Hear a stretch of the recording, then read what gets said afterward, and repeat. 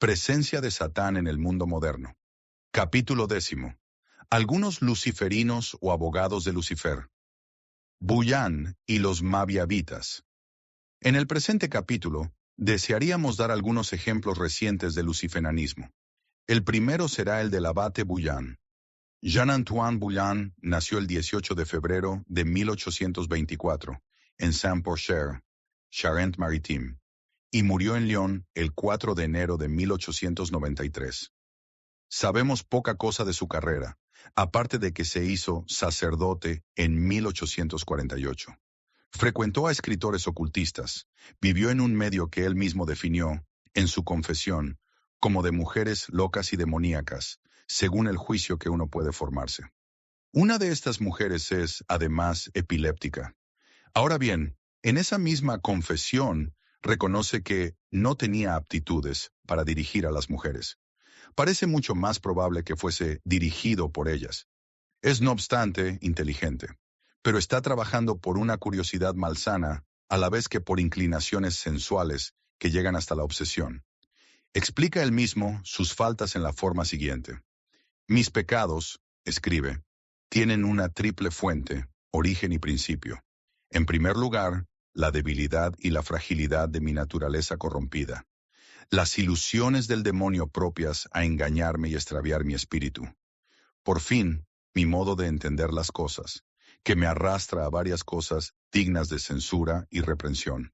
Seguimos de cerca aquí las páginas que le son dedicadas en Satán de los Estudios Carmelitanos, completándolas con algunos datos extraídos de la Enciclopedia Católica. Semejante confesión presenta las marcas de la sinceridad. El abate Bullán reconoce entonces sus errores y sus faltas. Existe en él una mezcla de buenas intenciones, mediante las cuales se ciega, y de acciones culpables, sobre las cuales intenta ilusionarse. Pretende haber querido sanar a posesos. Para ello ha tratado de estudiar los efectos del pecado y los límites de la acción del diablo en el transcurso de sus experiencias con mujeres perversas. Se deja, podemos creerlo, convertir por Satán al punto de considerarse Juan Bautista vuelto a descender sobre la tierra. Se hace sucesor del herético Vintras, quien se consideraba una reencarnación del profeta Elías. Sabemos que, en el Evangelio, Juan Bautista está presentado como un nuevo Elías. Un sucesor de Vintras no podía ser, pues, sino Juan Bautista. Desde el momento que es esto, tiene una misión. Ha nacido reformador. Necesita agrupar a su alrededor discípulos para levantar el poder de Dios contra la Iglesia romana.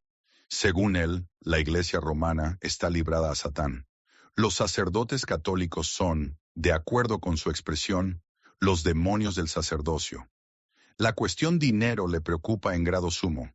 Su confesión nos lo muestra ganando mucha plata, en París, antes de fundar su obra. No dice de dónde viene este dinero, pero se le va a la cabeza. Compra un castillo y gasta en él sumas considerables. En su espíritu el bien y el mal se han convertido en algo tan confuso que comete una estafa en 1861 y después de ser enjuiciado, pasa 3 años en la cárcel, 1861 a 1864. La investigación judicial establece que utilizaba sus pseudoconocimientos sobrenaturales para explotar a las almas crédulas y sustraerles dinero. Este dinero, por otra parte, no lo guardaba. Tenía el placer extraño de recibirlo de unos para repartirlo entre otros. En su confesión, pronuncia anatemas incendiarias contra los demonios del sacerdocio, que lo han denunciado a Roma para hacerlo condenar junto con su amiga, la exreligiosa Adèle Chevalier, quien fue objeto de un milagro en la Salette y que después cayó en el vicio. Arrastrando al abate Bullán, junto con ella era su caída.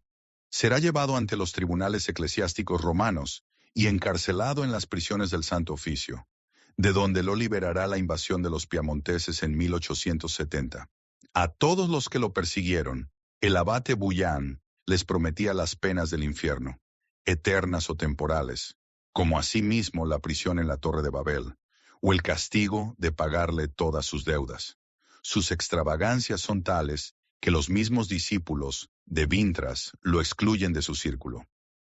La historia de este sacerdote extraviado que fue víctima del ocultismo y el erotismo, sería sencillamente lamentable y común si no hubiera pertenecido a una cadena y dejado una continuación. Perteneció a una cadena, y su caso nos da una vislumbre afligente de todo un mundo de manifestaciones y de intrigas tenebrosas.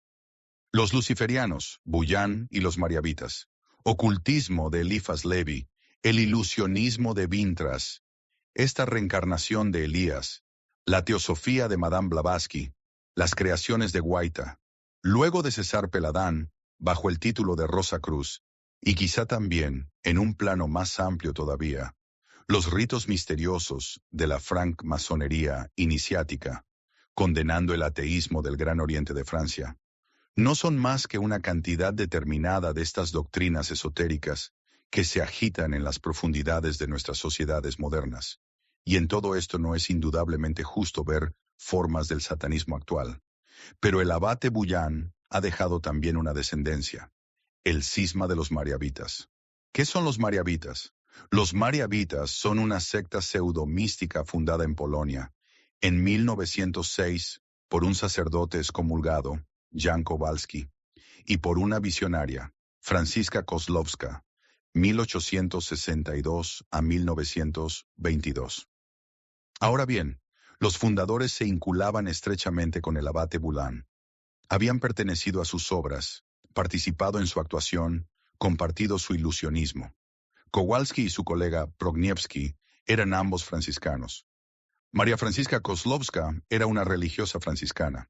Habían pertenecido a la clientela del abate Bullán y de su profetisa, la ex religiosa Adèle Chevalier, la que fue objeto de un milagro en La Salette. Se los encuentra en este medio sospechoso entre 1888 y 1893. En esta fecha, el abate Bullán muere. Los polacos regresan entonces a su país. En 1894 empiezan los vaticinios de María Felicitas, a quien pronto llamarán la Matuchka, la Madre. El nuevo movimiento profesa una devoción particular por la Virgen María. No hablan muy piadosamente, sino de imitar la vida de la Virgen María. María Vitam imitari. De ahí el nombre de Mariavitas. María Francisca Kozłowska no teme atribuirse a sí misma la inhabitación de la Virgen. En 1903, el Santo Papa Pío X los condenan. Lejos de someterse, los mariavitas se separan en masa de la Iglesia. Se ha calculado en casi 1 millón el número de sus adherentes, y en 300 el de los sacerdotes y religiosas que los dirigen o fanatizan en la época de la fundación oficial del cisma, en 1906. Kowalski se convierte en patriarca de la secta.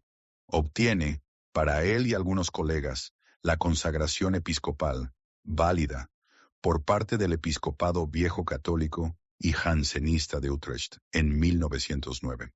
En diciembre de 1910, la condenación con la cual el Papa Pío X los ha marcado es confirmada y publicada en el Acta Sanctae Sedis.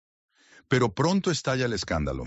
En la secta se tiene la presunción de autorizar la práctica de los casamientos místicos y jactarse de ello, plagiado como el resto del abate Bullán. Estos casamientos están destinados, se asegura, a obtener la procreación sin concupiscencia de hijos, que en esta forma no tendrán el pecado original. Del casamiento místico se pasa muy rápido a la poligamia mística o poligamia espiritual. Los viejocatólicos entonces protestan y se enfadan. En el Congreso Internacional de su secta, en 1924, en Berna, excomulgan a toda la Iglesia mariavita, que cuenta aún en esa fecha con 600,000 fieles. Desde esa época el patriarca y varios de sus obispos han tenido que responder en su país por graves acusaciones sobre cuestiones de costumbre, y la Corte de Justicia los ha sentenciado a condenas ruidosas. Según la Enciclopedia Católica, en el vocablo Mariaviti, tomo 8, de 1952, su número no pasaba entonces de los 50,000, con un arzobispo, 3 obispos, 30 sacerdotes y 500 hermanas. Los mariavitas viven, según ellos, de acuerdo con las reglas de San Francisco. Los sacerdotes obedecen a la primera regla, las religiosas a la segunda regla segunda, y los fieles a la de la Tercera Orden. De nuevo ahí, el satanismo se limita a parodiar las organizaciones ortodoxas. Ensucia al franciscanismo, por falta de poder hacer mejor. El caso inquietante de Leon Bloy. Habrá que aproximar al caso del exabate Bouillon y los exaltados del mariabitismo, el del célebre escritor Leon Bloy. Plantear la cuestión, hace aún poco tiempo, hubiera parecido una especie de sacrilegio, en todo caso una actitud insoportable. Pero ocurrió que en 1957 apareció una obra sorprendente firmada por R. Barbeau y que llevaba este título algo ruidoso. Un profeta luciferino, Leon Bloy, París, Ediciones Montaigne, Aubier.